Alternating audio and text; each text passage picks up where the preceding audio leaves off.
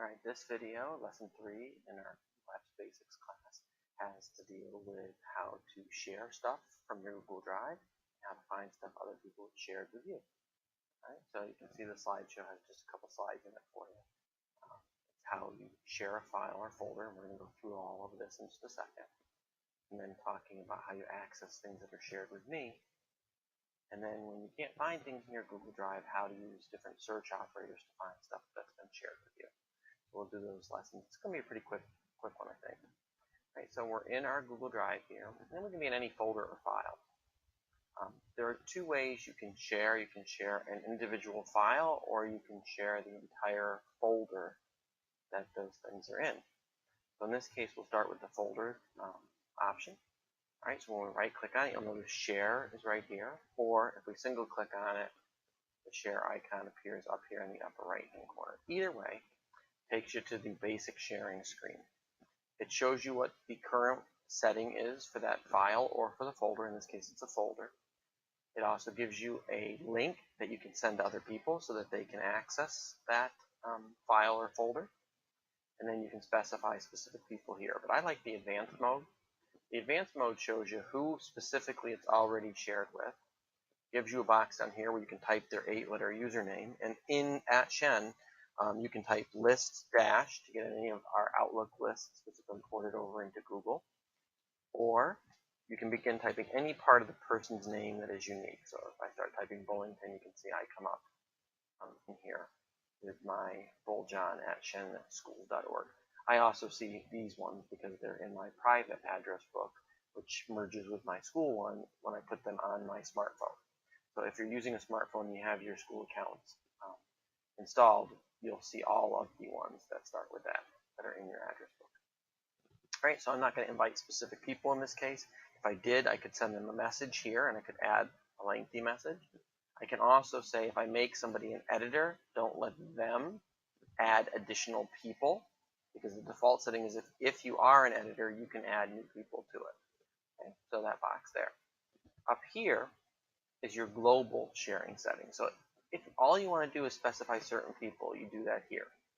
However, you have the option of making this file public to anyone on the web where they can search for it in Google, and they can find it if you give them the link or if they search on Google. This one here, it's not going to be in the Google search engine, it's just if you email them that link. But this is anyone in the world. They do not need a Shen Schools account, they do not need a Google account. Okay.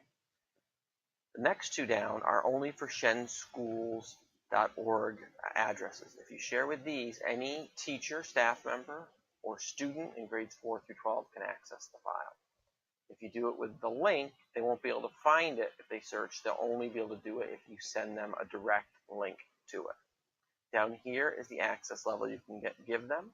Notice you have can edit, which means they can change, delete, edit the files. Can view means they can only read them. If this was a file instead of a folder, they'd also have can comment, because on an individual document, you can give people only commenting rights, where they can add information to it in the comment field, but not change the actual document itself. All right, so that's the sharing screen. When you're done making changes to it, you simply click done, and you're back to here. If in the future you decide you want to change that sharing settings, again, you just right-click on the file or the folder. You come into here and you go to Advanced, and you can click the X to drop people out of the sharing or change them from edit to view rights. Okay? So that's how you share with someone else. Where do you find stuff people have shared with you? That's over here on the left-hand side in your Google Drive. It's in the Shared With Me section. When you click on the Shared With Me section, you'll see all the files chronologically ordered that have been shared with you. Okay? This is like a stream. The newest ones are at the top, the oldest ones are at the bottom, and as time goes on, they slide down. So don't try to organize this folder. You can't create folders in it, for instance. The folders you see here are ones other people have shared with you. Don't try to delete things, because they are shared resources, and depending on where they're housed, you might be able to delete them for everybody, not just yourself. Okay?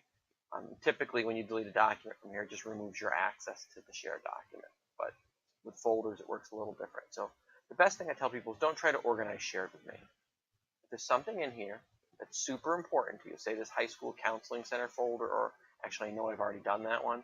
Let's say this this chemistry PLC meeting notes here is really important to me. I want to file it away. I want to organize it. I want to keep track of it in the future. So what I want to do is, instead of having it in my shared with me, have it in my drive. And the way I do that is by right-clicking on the file, and I can say add to my drive. When it adds it into your drive, it'll put it in the main folder, and then you can move it around. Or when you say add to my drive, it'll bring up the little pop-up underneath it where you can click organize and move it to the folder you want. If not, it'll just be sitting over here in your main drive for you to move into whatever folder you want. You can now, by the way, right-click and say move, and move a folder, a file or a folder into another one. And in this case, I'm going to remove it because I don't want it in my drive, because that's not something I'm going to use regularly. So shared resources that other people share with you, you know you're going to be using them again and again all year long, move them over into your drive. If not, let them just go down and forget about them. If you only need them once, okay? If you can't find something in your shared with me, it's probably because it wasn't shared specifically with you, but rather a list or a group or everyone at Shen. And those often don't show up over here. To search for things like that, you can search by the name.